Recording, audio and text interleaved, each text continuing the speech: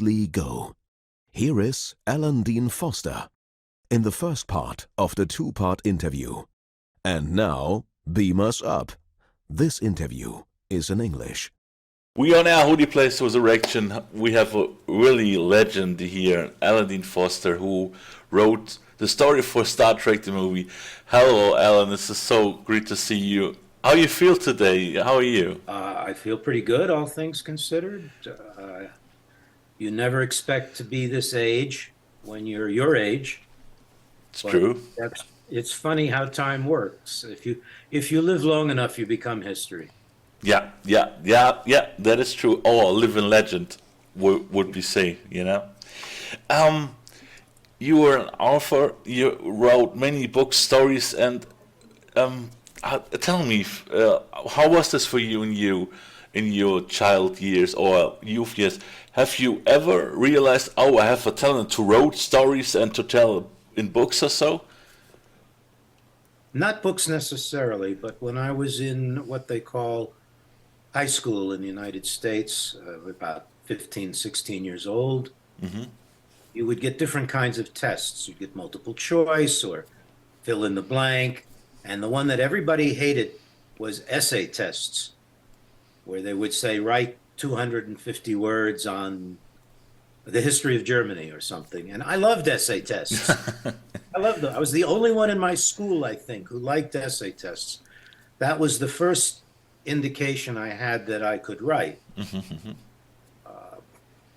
When I got to to university, I had no trouble with the essay tests there. And then my senior year at university, University of California at Los Angeles, I took some film writing classes because I thought they would be easy for me.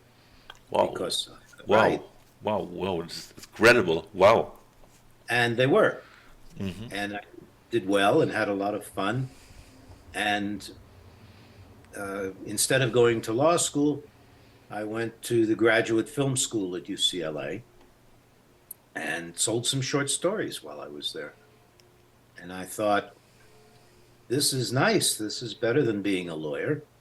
It's a lot more fun. I don't have to put on a suit and a tie. And when I got out, I got some part-time jobs. And then my writing career took off, and that's how I became a writer. And I always felt guilty about it.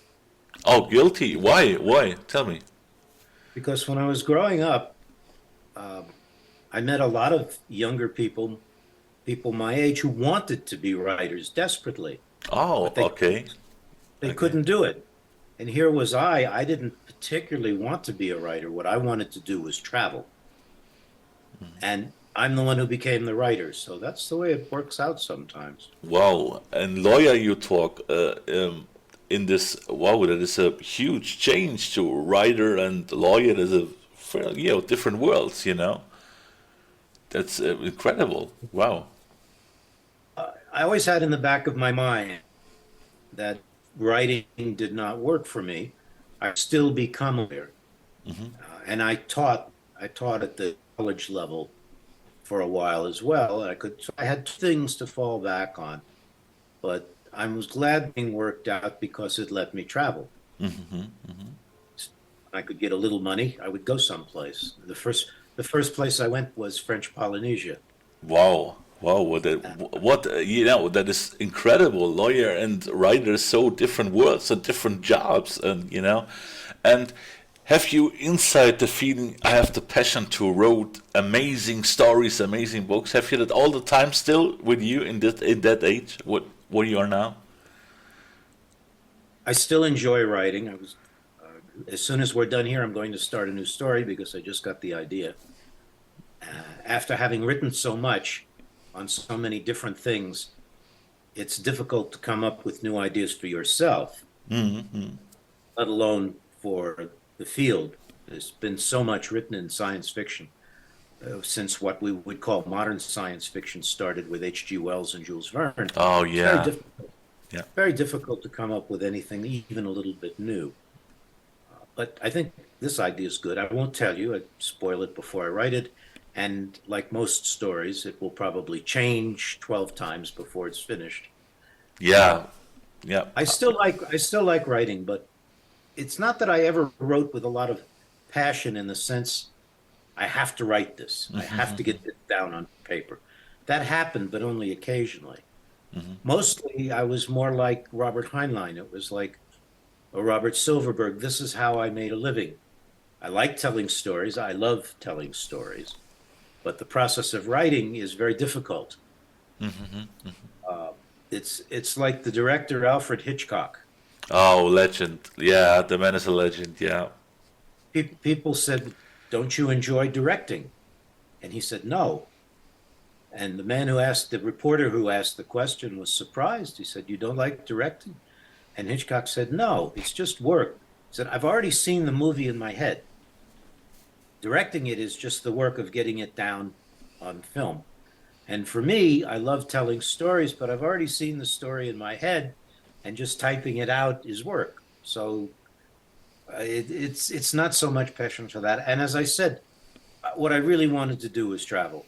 So when I started writing science fiction and fantasy, a lot of them go different places. Yeah, They don't. They don't.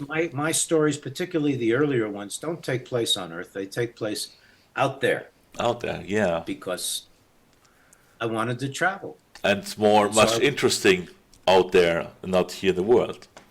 Well, it's interesting here too, but this is a small little place. Yeah.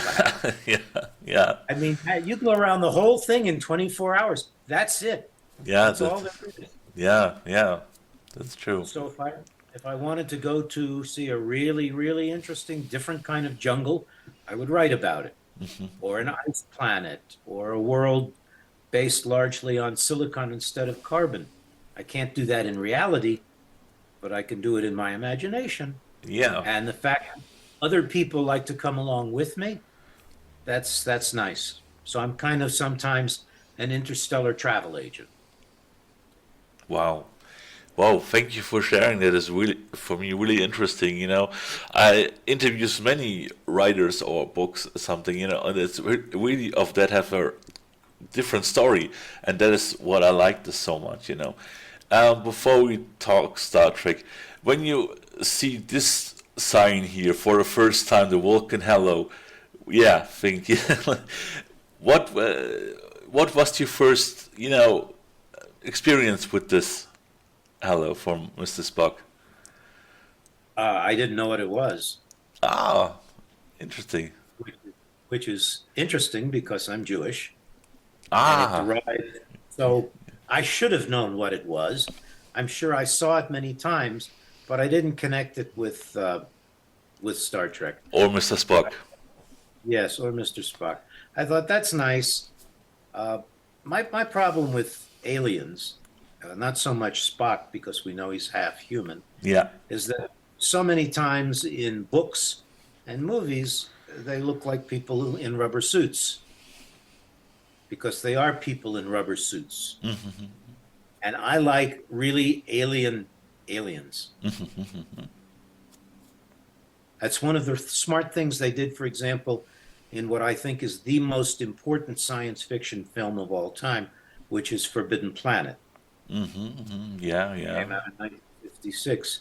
They showed you kind of they gave you a general idea of what the aliens look like, but they never showed you a picture. And that way, in your own mind, you have something really alien. That is a great way to see it. Yeah, the all fantasy, the all animation. Yeah, that's true. Yeah, and you're a Star Trek fan, or would you say? Yeah, you're a Star Trek fan. Okay. I remember when Star Trek came on, and for the very first time, except for there were two shows on television in America, Outer Limits and Twilight Zone. Yeah, that's true. Yeah. And occasionally, no, not occasionally, they would often do science fiction. Again, they're aliens. They had no budget, so their aliens were very simple. But they were science fiction. They did real science fiction when they could. And then Star Trek came along, and I thought, okay, this is more of what I think of when I think of science fiction. It's getting off the planet and out there. And of course, I became a fan right away. Wow! And you saw the first television you experienced that? Wow, Oh, sure. wow. I'm old. Remember, I'm old. Yeah, yeah, yeah. But it is for me really, that is great. You see the first hour of Star Trek. How was this feeling when you saw maybe the second pilot or the menagerie? Tell me how you're feeling. I'm trying to remember. It was a Okay. while. Yeah, yeah. First thing I remember was the Enterprise. I thought this is a starship that actually looks like what we would think of as a real starship. It's not Buck Rogers, doesn't it's not cigar shaped. It has some I could tell before they were doing blueprints and things that somebody had put some thought into the science behind this. And then as the shows developed, I could see they must have had some kind of science advisement because they at least tried to explain what's going on. A bit of science here and a little bit of science there. Again, at very low budget. It's only the things that you think of. All throughout the history of science fiction, with few exceptions, whenever you have something like Starfleet or people most uncomfortable looking clothing. Yeah. It's like we're going to go hundreds of years in the future and people will still be wearing uncomfortable clothing. Yeah. It's like the little mini skirts that the female officers wore. You know why they did that, but that had to get cold once in a while. I don't care about the temperature on this ship. And then the high collars. So I thought that was very unscientific. But I remember that. I remember the ship. And I remember the characters. I always tell people the most important thing in any story, whether it's science fiction or something about the Napoleonic Wars or a contemporary fiction, what people remember most are the characters. If your characters are good, people will like your story. Yeah. If your characters are not memorable, doesn't matter about anything else. With Star Trek, people focused on the characters, and I was immediately taken with the characters of Kirk and Spock and McCoy and all of them. It wasn't just the two main characters. They all had distinctive, memorable characters. Same thing with Star Wars. Yeah. The first thing you thought when you saw Star Wars was Luke and Princess Leia and Han Solo. All the other stuff was great, but it's the background. Yeah. You have to have important characters. So it was the same thing with me and Star Trek. Wow, thank you for sharing with me. It is so exciting to hear, the first hour of Star Trek television. It is really, wow. For me, The Cages was the first what I saw actually from the original series, and I think it is a great pilot. I not really understand that people they say that is sort of great pilot, And Gene say once about this, they want a Western in Star Trek. So yeah, Pike was a really rational character. He's not such emotion. But, I say to me, he was interesting. I mean, Jeffrey Hunter was a great actor, by the way. You have to remember that very often decisions in the motion picture business have nothing to do with how good the story is or how good the actors are. They have to do with personal relationships. They have to do with budgets. They have to do with salary negotiations. I mean, as a writer, you're sitting there thinking story. Yeah. And everybody else, a lot of them are thinking about, well, what kind of residual percentage am I going to get for this show? And can we get somebody just as good for less money? So a lot of these decisions have nothing to do with what you see on the screen. That's one reason we used to get, it's better now, but we used to get such bad science fiction. Yeah. The other reason was people in Hollywood, most of them didn't understand science fiction.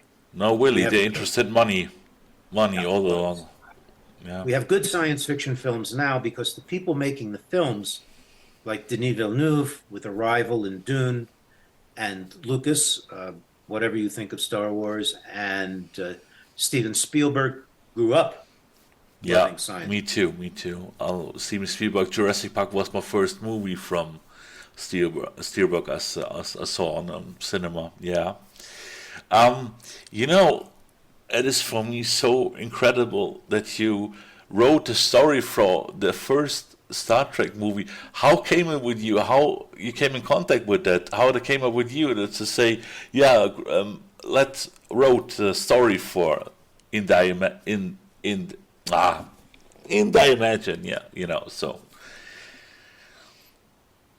Ja, deine Englisch ist besser als meine Deutsch. Danke. I'll keep speaking in English. In thy image, so sorry, I know I have only problems with this to tell it, but please further. Me too. Well, this is all well documented in many books, but I will go over it again. I was living in California still, writing my books, and I had done novelizations, the book version, I think Filmromanchen is the right word, of the animated Star Trek. Yeah, I remember that. And I had done almost 10 books at that point. So Paramount Studios was going back and forth. Do we do a new movie of Star Trek? Do we bring back the television show? And this is going back and forth and back for lots of reasons. Yeah. And then they decided, apparently, to do the TV series again. So the word went out to invited writers to submit story ideas for a 1-hour television show. 1 hour. Yeah. And they asked me, along with many other people, because they knew that I knew Star Trek because of the book versions of the animated series. Yeah. So I submitted 3 ideas, one of which was based on a 2-page outline that Roddenberry gave me called Robots Return. Gave it to me and he said, can you make anything of this? And so I took it and I expanded it considerably and I changed a bunch of things, but the basic idea was there. That was one of the 3 story ideas I submitted. They then decided to open the new series, the 2-hour movie made for television. My story was chosen, and then I was asked, can you expand it to carry 2 hours of screen time instead of 1?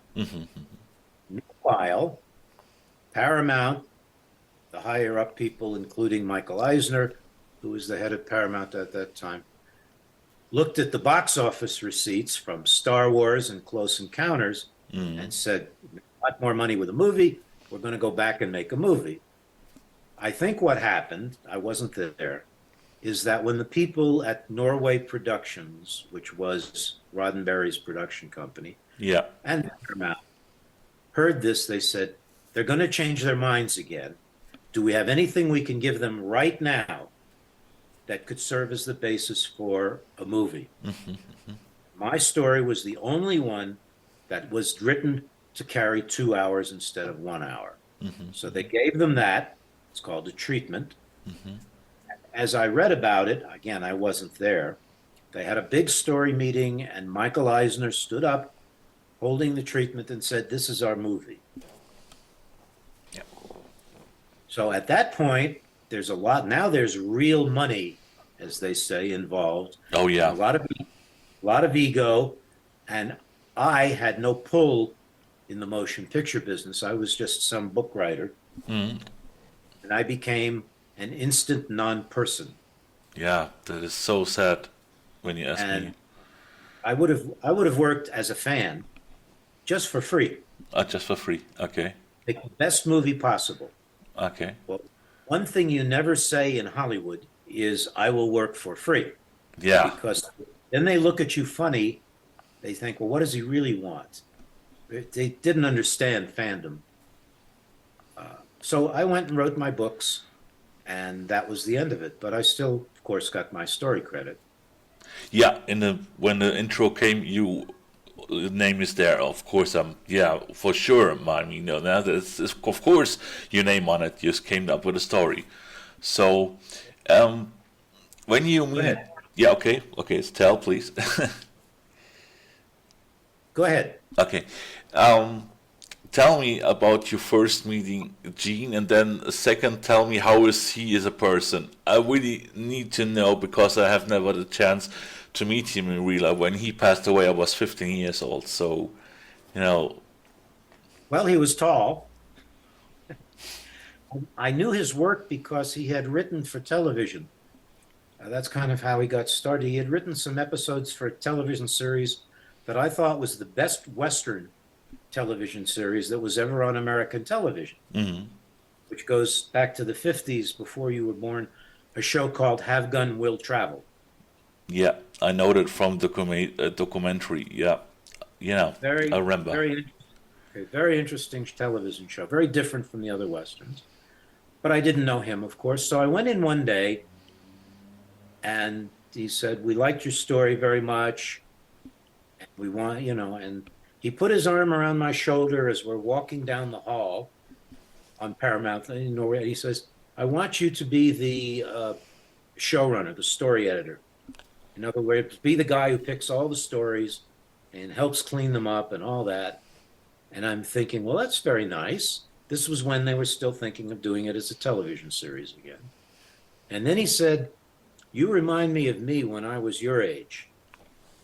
And I thought that was very patronizing, actually. Well, a compliment, actually. I didn't, yeah, but it didn't feel genuine. Okay. I had been around Hollywood enough to where I felt I had a good sense of what was real, which wasn't much, and what was not real. And I just had the feeling that he was flattering me because that's what you do, is you flatter people. Now, maybe he did mean it just as a compliment, but I had no experience being a showrunner. Yeah. I had never seen a television script, although I came close a couple of times. And I thought, this can't be right. Why would he want me to supervise all of the stories? I don't have the experience for that. I felt I could, but I didn't have really the experience. So it felt kind of for me. The other thing was, I didn't know what he had done when he was my age, but I had already sold a whole bunch of books. And, if I felt like saying, which I did not, because I'm a very tactful person, well, really, and how much had you written when you were my age? So it was kind of, I wasn't sure about the whole thing. Then I went off and I, expanded the story when they asked me to do that. And I just had the feeling, I didn't know him nearly as well as the people who wrote for the show, obviously. Yeah. I just had the feeling that he was what they would call a Hollywood person. Yeah. And I've met some very nice people in the motion picture and television business. My uncle was a very well-known producer in television. Oh, that's interesting. Wow. He produced Batman on television. Oh, Batman. Oh, I love this show. Really, I love it. If you look at the credits, you'll see produced by Howie Horowitz. That was the husband of my father's sister. He was my uncle. Wow, thank you for telling me that. I don't know that. Thank you. Wow. Thank you. We were quite close. And he had 3 daughters but no sons, so I was kind of close to being a son. I was around the business from that aspect from very early on in my life, because he was producing television shows in the very early 50s, 1950s. But that was my impression of Gene, and they tried to take my name off the credits. You said, of course. It was not, of course. We had to fight for it, file for arbitration with the Writers Guild, and I ended up with the story credit. But it was not a good experience. It just moved to Arizona, in fact. My wife, who's from a little town called Moran in west central Texas, town of 300 people, looked at me while it was all going on and said, "Are you sure you want to live here to be near these people?" Yeah. And I thought, well, you don't like it here, and maybe this isn't what I should be doing for the rest of my life. Let's go someplace we both like, and I'll write my books, and nobody will bother me. And if anything happens with the film business, that's fine. And if it doesn't, that's fine, too. And it was a good decision. We've been here. We live in Prescott, Arizona, which German readers who are fond of Old Shatterhand. Oh yeah, Old Shatterhand. Yeah. Oh yeah, Karl May. Yeah, famous author here in Germany. Yeah, yeah. They would enjoy town. It's a very old Western town, but we've been very happy here. But anyway, writing the whole thing was fine. Afterwards was not so good, and I didn't see Gene again. And we were invited by Paramount to the world premiere of film. Was at the Smithsonian Air and Space Museum in Washington D.C. Yeah. And we didn't go. Oh, you not go? You not go? Oh, okay. Not go. It was all going to be paid for and all that. And I discussed it with my wife, and she said, "We'll do what you want." And I thought about it. And I know for a picture like that, there are hundreds of people who work on it for a very long time. Yeah, very long time. And I did not want to go there and perhaps be involved in an uncomfortable incident. Or conflict something, you know. Yeah. With Gene or anybody else. And Yeah. so we stayed home. I never saw him again, but I did read a lot about Star Trek afterwards. And apparently the one group of people he really had trouble with was writers. Yeah, Gene want all the credits for himself, not for everyone else. That is, Well, yeah. of course, I had personal experience with that. And I met his son later. Who was Rod Roddenberry, yeah, his son, yeah. a swell guy and was touring around at various film festivals and stuff, probably still does. And Rod was a great guy. We got along fine. But he was well aware of his father's difficulty with writers. And so when we talked, he completely understood my position. But of course, he's Roddenberry's son, so I had to understand his position. But we had no trouble at all. Mm-hmm. We got along just fine. But it wasn't just me. He had trouble with every writer. I was pretty good friends with Harlan Ellison, who wrote City on the Edge of Forever, which many people consider the best Star Trek. Oh yeah, the best classic episode ever. I never forget the scene when Kirk to try to save Edith Keeler, and he didn't make it because he hold McCall back, and yeah, oh my gosh, yeah. And I really never forget Kirk's. No. You know, you remember the scene? He made and he shake it his hand on the wall. Oh gosh, you know. Please tell further. Harlan was a little less tactful than I am, and Gene practically came to blows. It was funny because Harlan was half Gene's size, and I didn't discuss the whole thing with Harlan when we were together, but I talked to many other writers who had worked with Roddenberry, like Harlan and others, and they all said pretty much the same thing that you just said. He had a tendency to want to change everything and change everybody's work and then take all the credit for himself. Yeah. So it's sad, but none of us are perfect. No, that's true. And the film business and the television business are tough businesses to be in. Yeah, that's true. And I know about Gene, he was really proud of Star Trek, and that was maybe the reason why he all the credits for himself. I may think that is the reason for that. It's my opinion about that. Well, that was one reason. The reason was that the more credit you have, the more money you're entitled to, according to the Writers Guild credits. There's a very famous story of him trying to keep all money from the theme song that was written for the show and things like that. It's just another reason why, as much as I love movies, and I do love movies, I don't like the movie business. Yeah, and I say movies. So. Yeah, I understand what you mean.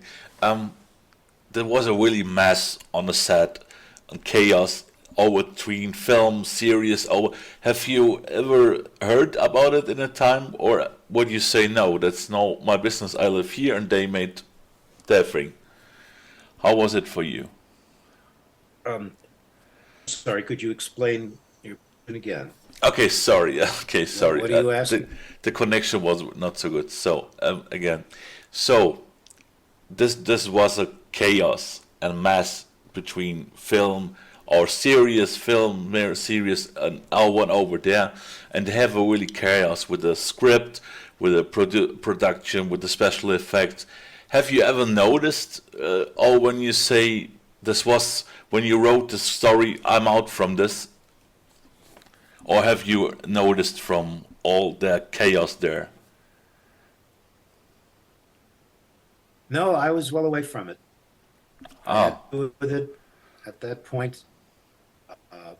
I like finished film.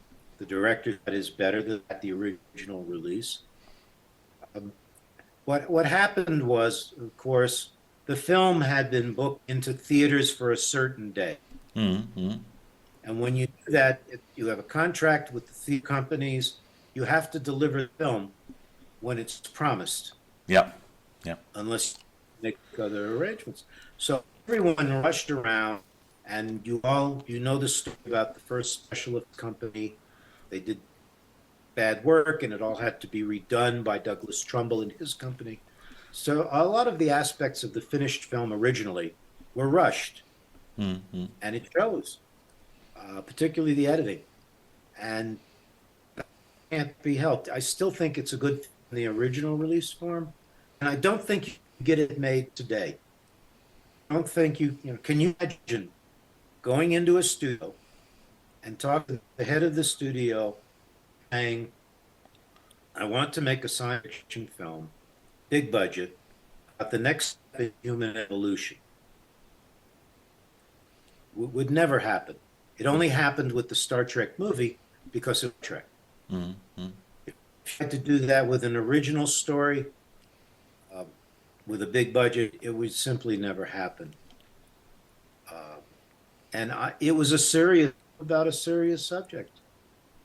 And after that, it became something else, which is also that. But I was no longer involved. I was off in Arizona now, writing my books. I still had some association with the film business because of all the movie books.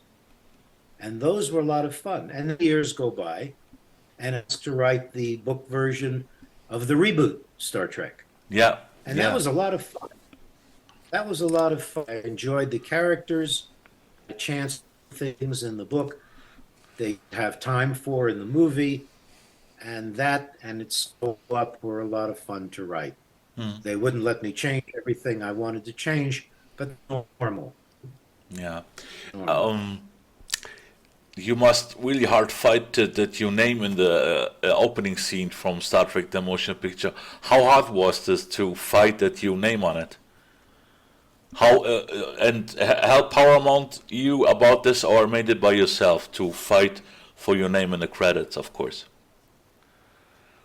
What happens is when a movie is getting to be released, at least a Hollywood, all of the creative people involved file for the credits they think they deserve. The actors, where they should be listed, the director, they all file with separate guilds. There's a director's guild and a producer's guild and, of course, a writer's guild. So when the credits first were filed, it was from Norway.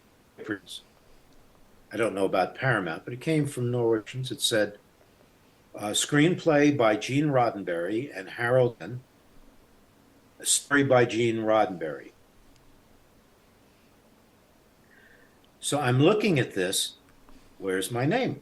Yeah. Because I had seen copies of the shooting script that the actors carried around. It said, screenplay by Harold Livingston and Gene Roddenberry, and is important. Your name is position. Story by Gene Roddenberry and Alan Dean Foster. Yeah. So I immediately got upset, and I called the agent who was Hollywood agent. In fact, he was German. Oh, Her name German. was Solan. Okay. And she came over from Germany with Paul Kohner, who founded the Paul Kohner Agency. So she had been for a very long time. And she didn't get excited. They filed for their credit. Now we'll file for our credit. She said, this is the way the business works. And I replied, it's not the way I work. If I'm going to do this, then I'm going to file sole story credit because I wrote 8% of this treatment and prove it.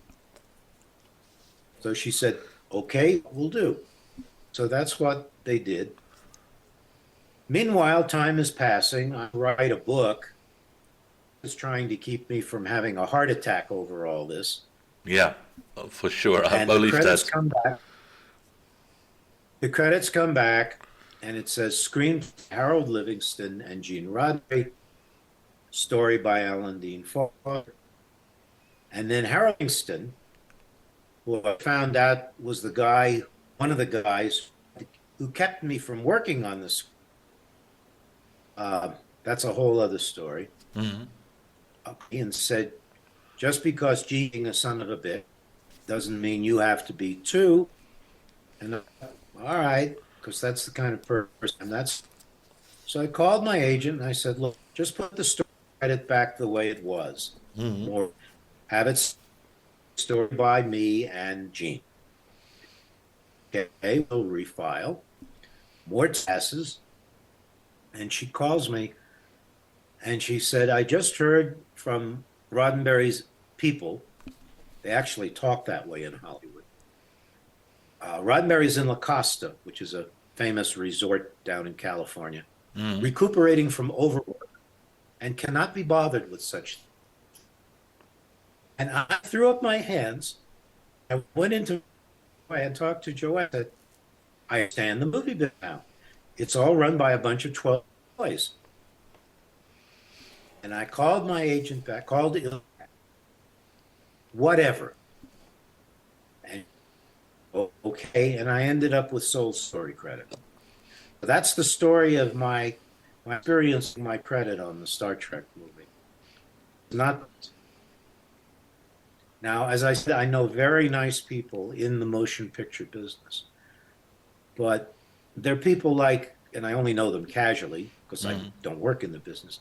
But George Lucas is the nicest guy I ever met in the movie business. I believe that for sure. He doesn't have to be, but he is. And of course, the first thing he did when he huge success was move up California, away from Hollywood, up to the whole thing. John Carpenter, who I novelized his Dark Star and The Thing, is a small guy who has not been treated well necessarily by the movie business. He's been beat up by critics, but by the fans who love his stuff. Nice guy, and I could mention other people, but there are also people who are just like the cliches that you see in the movies. I actually, back in the 60s, would see these guys with the slick back hair and the shirt open to here and the 3 gold chains, and you want to laugh, you really do, but they're serious about all that. And I just, I met powerful agents, and studio heads, and it was just, it's a mixed bag. You have really nice people, and then you have people who you wouldn't invite to your home to use the bathroom. It's just, it is what it is. Yeah, for sure. Harold Livingston say in so many documentaries he was so as Gene Roddenberry. He wrote all the credits by himself. He wrote me, and I wrote him, and some. They changed all the time the script, and this amazed me when I saw this for the first time. What a mess on Star Trek the motion picture was. And then came a documentary out from the first 2 seasons from Next Generation, and what a mess too. And the people say, well, this was a more mess on a Star Trek motion picture. And yeah, It's really so. And Michael Okuda say in this documentary, yeah, Star Trek was always low budget, and yeah, I believe that is true. Or what do you say? Yes. Maybe it's better that I wasn't involved any more than I was. No. I can claim credit. The first 5 minutes of the Star Trek movie, that's exactly how I wrote it. 5 minutes. 5 minutes. 5 minutes. First 5 minutes. After that, things change all over the place. And that was my next question. How many story was in the script from you? Only 5 minutes. The 5 minutes with the Klingons was your part? Yeah, that's mine. Oh gosh, that is wow. They cut 90% of your story out from the script. No. Okay. They didn't cut it out. It's still my story all the way through. Okay. But lots of things change. For example, Ilya was not in my treatment because they hadn't cast a character like that yet. Or Zahn. Porzan, yes, we all remember Porzan. Yeah. So a lot of things changed as they were making the film, as the screenplay was being written. But I can claim I can stand up and tell people it's my story based on Gene's outline, but the first 5 minutes is just how I wrote it. Wow. So yeah, there it is for what it's worth. But it's basically you say your story at all. Yeah. Yes, basically. Of course, I was responsible for making Kirk an admiral. Yeah. There's a ship in there that's named after a Japanese World War II battleship, which only people who know the naval history of World War II would know anything about. And I thought, well, they've got to make me take that out. This is the Imperial Japanese Navy. Nobody recognized it. They thought it was just a name. I love doing stuff like that. Yeah. Really obscure things that only really knowledgeable fans would recognize. I really believe in you based in your story that you wrote. I'll tell you that before in the mails on Facebook, and I believe really in the script what you wrote actually.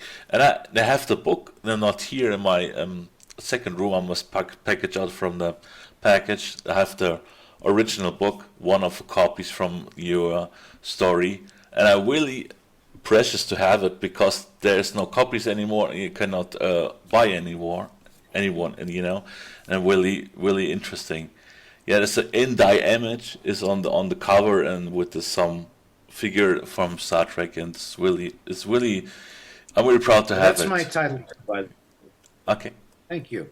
Yeah. No, the title is mine too.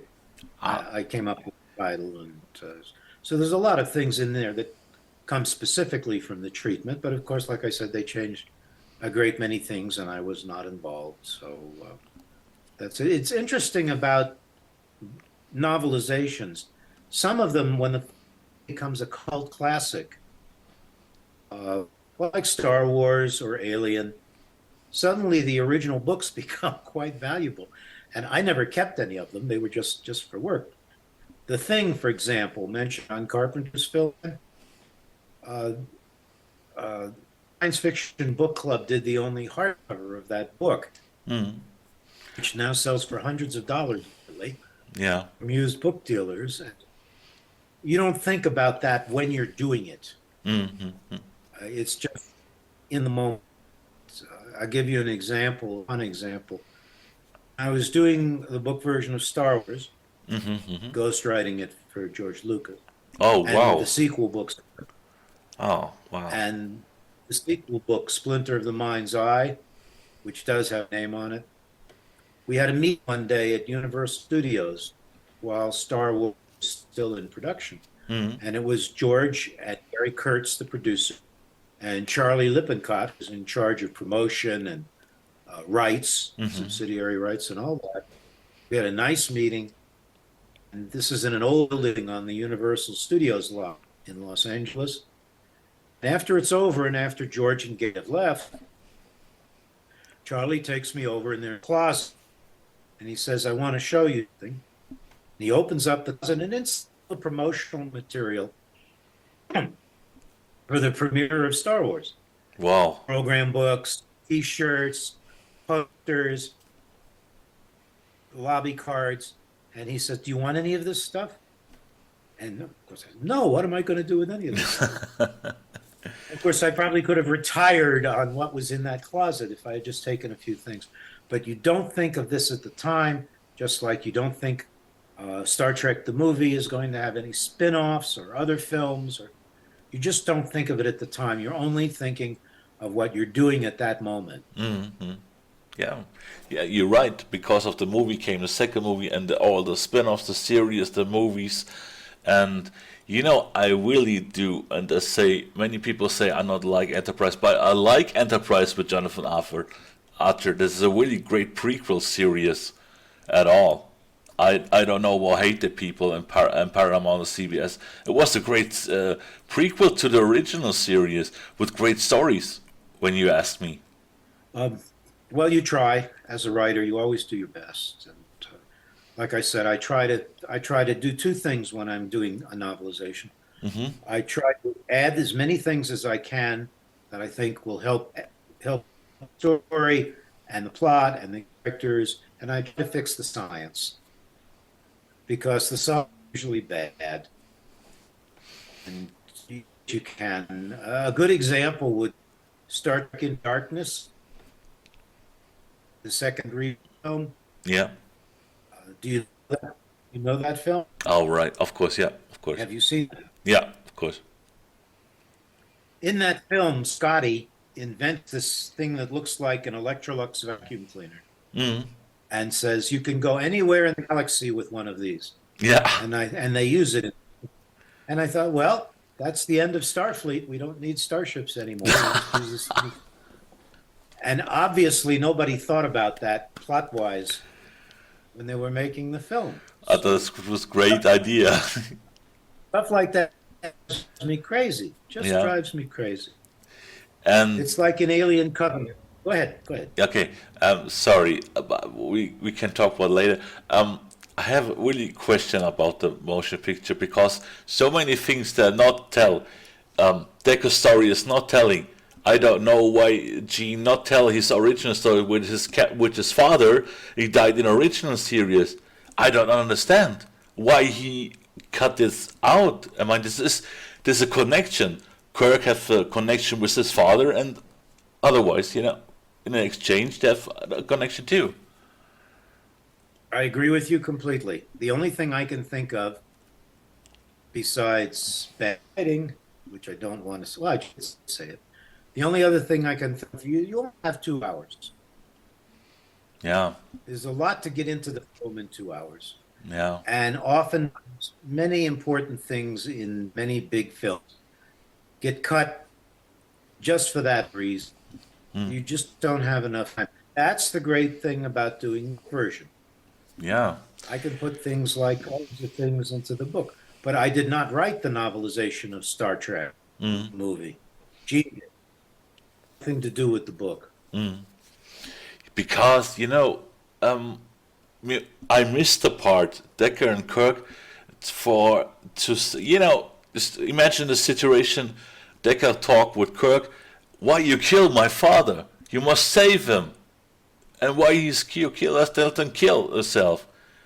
I missed that part. This is so important story of Star Trek, you know? Yes, but you are a real fan. Yeah. And Paramount is not making this big budget movie for real fans. They're making it for a general audience. They know the fans will go see it anyway, no matter what they do. Yeah. They're making it for a general audience, which knows nothing about Kirk and Decker's background, or where Kirk is from, or what Spock has gone through as a child, or any of that. They're just trying to make a movie that will sell to the general audience. That's why it's so hard to make a movie like Arrival. Yeah. It's not for the general audience. No. That's for some people who understand science fiction. It so well because it was such a good movie, had such good acting, and because Denis love science fiction, as we have seen with Dune. And there are things that were filmed for the first Dune film, and I'm sure for the second, that he simply did not have time to put in the film. Hopefully, even though he says no, hopefully we will get a expanded edition on TV or later on, both films. I can't wait for the second one. I love Dune. Knew Frank Herbert, and I wish he was here to see a really good version of his book. But Yeah. that's what happens. That's what happened to Philip K. Dick. Yeah, that's true. So many died before all that happened. I'm still here. Yeah. Still here. Yeah. Again, you still exist. Yeah. Dune. I remember the books. I have the books here, and we have in Germany was the free television movies actually with Patrick Stewart. I remember was a great movie actually, but the motion picture in a theaters was great too. Yeah, a really great adaptation, a worthy adaptation of the book. That's right. The second thing about this motion picture, I lost this. I lost Willie at a point. McCoy came back. Spock came back. What they do in the meantime, that is not telling. Gene not tell what they do in the meantime. I say, what is this? So much time. And they put in what they thought was vitally important. I thought they could have cut certain things and added certain other things, but I'm not the director and I'm not the editor. And again, it was rushed, was done in a hurry.